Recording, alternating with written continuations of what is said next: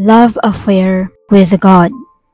Ang sabi sa Hebrews 13 verse 8, kung sino si Jesucristo noon, ay siya rin ngayon at magpakailanman.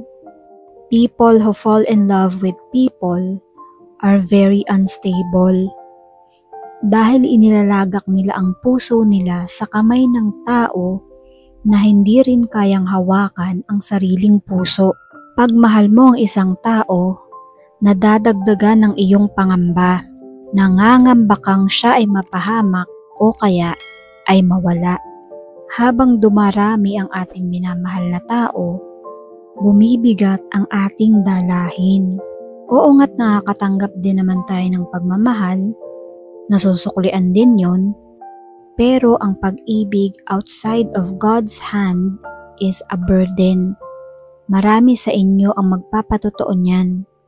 Pag nakakita ka ng isang taong kay dilim-dilim ng mukha, maaring tinakasan na naman ng nobyo o nobya yan. Binibigyan tayo ng Panginoon ng kapasidad na magmahalan sa isa't isa.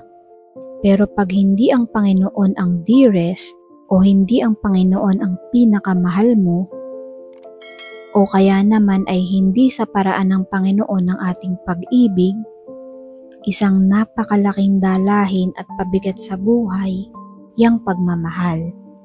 Pero kapag ang Panginoon ang ating pinakamamahal, He gives us stability. Dahil siya ay the same yesterday, today, and tomorrow. Nakakatiyak tayo na walang pagbabago. Hindi ba't ang napakalaking pangamba ng tao kung mayroon siyang minamahal, ay yung baka magbago siya at hindi ka na niya mahalin. Kung tao lang yan, pinakapeligroso ang kalagayan natin.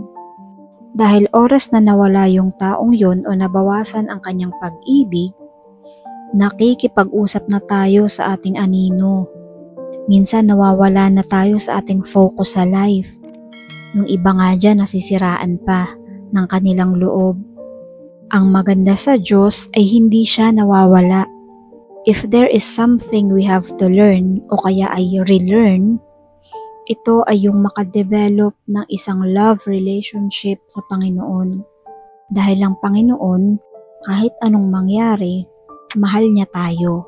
Pero kapag tayo ay nagkakamali, pinapalo din kasi kasama yun sa pagmamahal. Kaya wag nating i-focus ang ating pagmamahal sa tao lang. Wag natin silang gawing number one. Dapat ang number one natin ay ang Panginoon. Kapag ang Panginoon ang ating number one, pwede na tayong magmahal ng kahit na sino. Na hindi tayo matitibag kahit iwanan nila tayo. Because ang Panginoon, si Jesus Christ, ang number one sa ating buhay, sa ating puso. Napakatalino ng pagmamahal na yan. Kaya gawin nating pinakamamahal ang Panginoon. God bless us all.